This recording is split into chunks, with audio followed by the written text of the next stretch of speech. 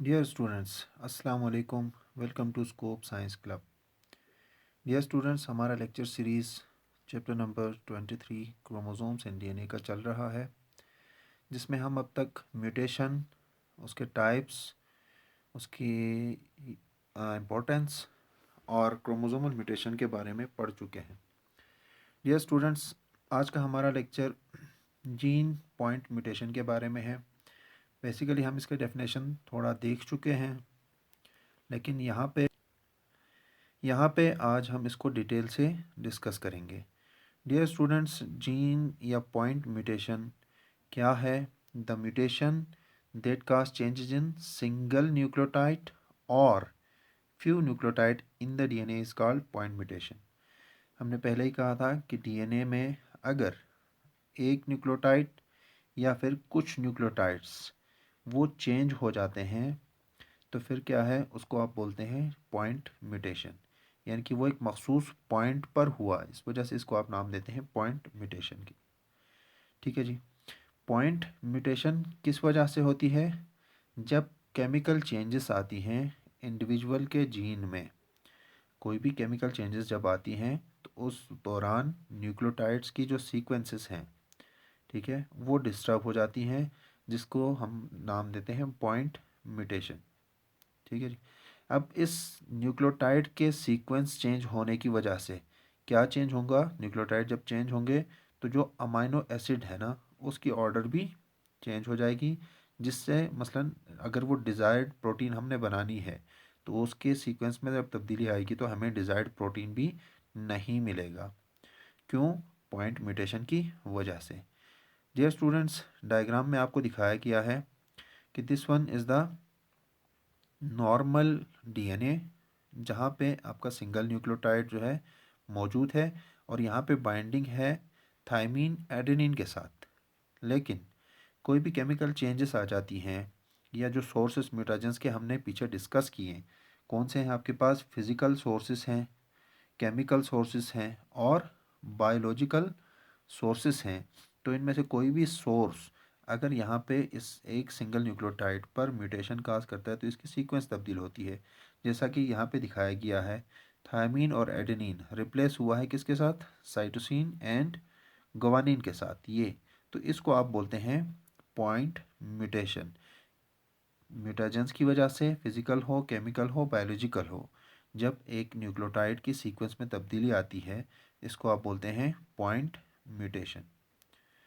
तो ये जो चेंजेस हैं डियर स्टूडेंट्स, मैंने आपको थोड़ी देर पहले बता दिया कि ये तब्दीली आती है किसकी वजह से? म्यूटाजेंस की वजह से। ठीक है, म्यूटाजेंस की वजह से। तो तब्दीली यहाँ पे जो है वो 3 टाइप्स के हैं। ये आपके पास 3 टाइप्स हैं। ठीक है, 3 टाइप्स की तब्दीलियाँ आ सकती है। फर्स्ट वन है बेस सब्सटीट्यूशन। बेस सब्सटीट्यूशन यानी कि पीछे वाले डायग्राम में आपको क्या दिखाया था? थायमीन और एडेनिन की जगह साइटोसिन और ग्वानिन ने लिया था। ठीक है, तो ये क्या हुआ है? रिप्लेस हुआ है, सब्सटीट्यूट हुआ है, replacement of one base by another base. इनको आप बोलते हैं बेस सब्सटीट्यूशन। डियर स्टूडेंट्स, दूसरी तब्दीली कैसे आ सकती है? दूसरी तब्दीली इंसर्शन या डिलीशन। ठीक है जी। यानी कि यहाँ पे कोई चीज़, ये आपके पास अगर 3 जो है न्यूक्लियोटाइड्स हैं तो इनमें या तो रिप्लेस होकर नया ऐड हो जाएगा या फिर यहाँ से एक जो है वो डिलीट हो जाएगा। अगर ऐड हो जाए न्यूक्लियोटाइड, अगर ऐड हो जाए, एडिशन ऑफ वन और मोर बेसिस, तो उसको आप बोलते हैं इंसर्शन। अगर डिलीट हो जाता है तो रिमूवल ऑफ वन और मोर बेसिस, उसको आप बोलते हैं डिलीशन। तो पॉइंट म्यूटेशन में 3 कंडीशंस हो सकते हैं। या तो वहाँ पे बेस जो है वो रिप्लेस होगा, या वहाँ पे बेस ऐड होगा, या वहाँ पे बेस रिमूव हो जाएगा। तो इन तीनों कंडीशंस को आप बोलते हैं पॉइंट म्यूटेशन। ठीक है जी, पॉइंट म्यूटेशन। इस पॉइंट म्यूटेशन में इसको आप दूसरा नाम भी देते हैं, जिसको आप बोलते हैं फ्रेम शिफ्ट म्यूटेशन। क्या है फ्रेम शिफ्ट म्यूटेशन? कब होती है?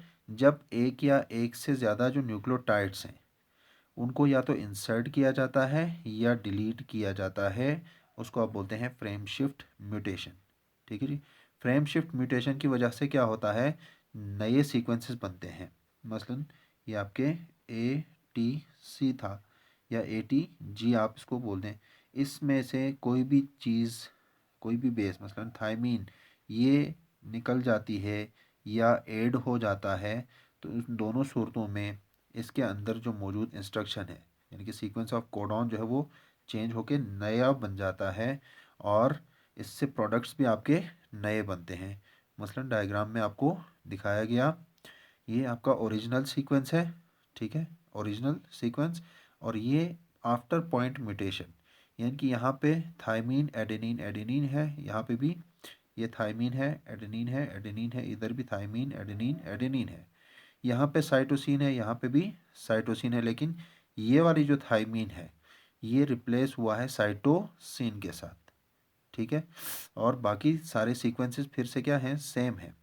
तो इस चेंजिंग की वजह से पूरा कोडॉन या इसमें मौजूद इंस्ट्रक्शंस टोटली चेंज हो जाता है। इसको आप बोलते हैं पॉइंट म्यूटेशन।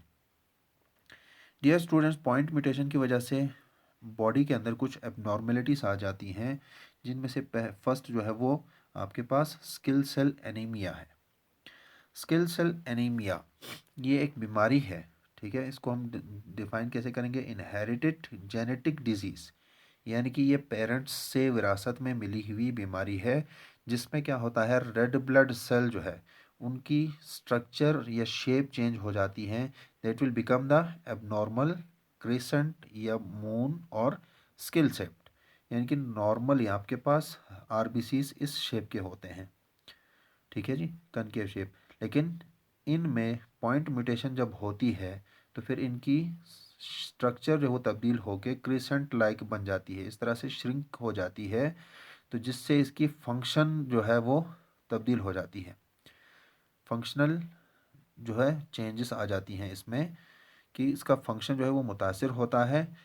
बेसिकली आरबीसीज का फंक्शन क्या है, आरबीसीज के अंदर डियर स्टूडेंट्स आपको पता है एचबी होता है, जिसको आप बोलते हैं हेमोग्लोबिन, जिसका काम है ऑक्सीजन को कैरी करना। तो ऑक्सीजन को हेमोग्लोबिन जो है वो अपने साथ बाइंड करती है, जो कि आरबीसीज के अंदर मौजूद होता है, और इसी ऑक्सीजन की फिर ट्रांसपोर्टेशन होती है पूरे बॉडी में। तो जब आरबीसीज का स्ट्रक्चर ही डिफेक्टिव होगा तो उनमें जो ऑक्सीजन कैरिंग एबिलिटी है वो कम हो जाएगी, ठीक है जी, तो आपकी पूरे बॉडी में ऑक्सीजन प्रॉपर नहीं पहुंचेगा। तो sickle cell anaemia inherited genetic disease in which the red blood cells have an abnormal crescent moon shape and have less ability to carry oxygen throughout the body। ये किसकी वजह से होती है, इसमें जो स्ट्रक्चरल तब्दीलियाँ आती हैं वो किसकी वजह से होती हैं, तो पहले ही हम आपको बता चुके हैं, आरबीसीज के अंदर हेमोग्लोबिन होता है, ठीक है, और जब ये हेमोग्लोबिन जो है वो डिफेक्टेड होता है, यानी कि हेमोग्लोबिन में कोई डिफेक्ट आ जाती है, उसके स्ट्रक्चर में कोई तब्दीली आती है, तो उसको आप बोलते हैं, इस वजह से आपका स्किल सेल एनीमिया होता है। तो डिफेक्टेड हेमोग्लोबिन, इसको आप दूसरा नाम देते हैं हेमोग्लोबिन एसएस डिजीज़, ठीक है जी, सिकल सेल एनीमिया को हेमोग्लोबिन एसएस डिजीज़, क्योंकि इसमें हेमोग्लोबिन आपका डिफेक्टिव हुआ है, जिसकी वजह से आरबीसी का स्ट्रक्चर भी तब्दील हुआ। डियर स्टूडेंट्स, हेमोग्लोबिन में एचबी के पास दो चेन्स होते हैं, अल्फ़ा एंड बीटा चेन। तो जो बीटा चेन है, ठीक है, अल्फ़ा एंड बीटा चेन के पास जो सिक्स्थ अमाइनो एसिड है, अमाइनो एसिड, उसको आप नाम देते हैं ग्लूटामिक एसिड, ठीक है, ये glutamic acid sixth amino acid है on beta chain of the haemoglobin, ठीक है जी, ये रिप्लेस होता है बाय वेलाइन, ठीक है, वेलाइन। तो इसमें कोडॉन आपको मैंने दिखाया है, ग्लूटामिक एसिड का क्या है, गवानीन एडेनिन गवानीन, ठीक है, और वेलिन का गवानीन थायमीन गवानीन।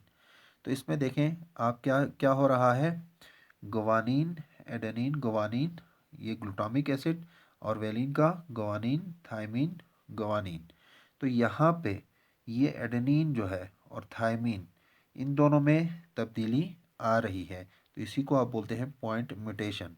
तो यहाँ पे क्या हो रहा है, यहाँ पे जो थायमीन है, ठीक है, GTG का, यानी कि GTGGAG, इसमें थायमीन जो है वो रिप्लेस हो रहा है बाई एडेनिन, ठीक है। तो इस एबनॉर्मल सेल को, जिसमें ग्लूटामिक एसिड जो है, ग्लूटामिक एसिड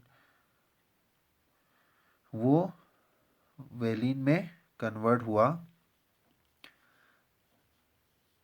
वेलिन में कन्वर्ट हुआ, तो इससे जो सेल जो है वो एबनॉर्मल बनी, इसको आप बोलते हैं HBS, ठीक है जी। और इस HBS में ऑक्सीजन बाइंडिंग कैपेसिटी जो है वो ख़त्म हो जाती है, वो बहुत कम हो जाती है, लॉस हो जाती है, ठीक है जी।